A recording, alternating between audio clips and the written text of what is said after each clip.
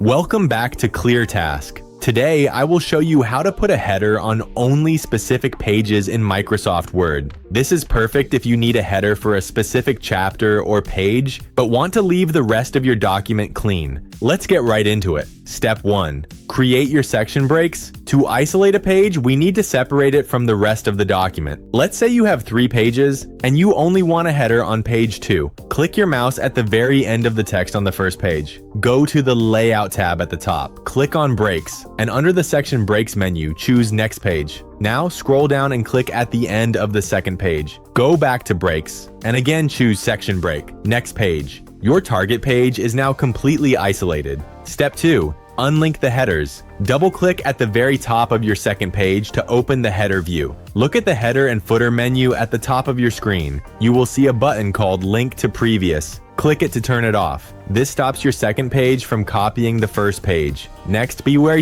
scroll down to the header on the third page. Click inside it and turn off Link to Previous here as well. Step 3. Add your text. Go back to the header on your second page and type whatever you want. Because we unlinked the sections, this header will only appear on page 2. If there is any leftover text in the headers of page 1 or page 3, simply delete it. It will not affect your new header. Finally, double-click anywhere in the middle of your document to close the header view, and you are done. If this quick guide helped you, please like the video and subscribe to ClearTask for more straightforward tutorials. See you in the next one.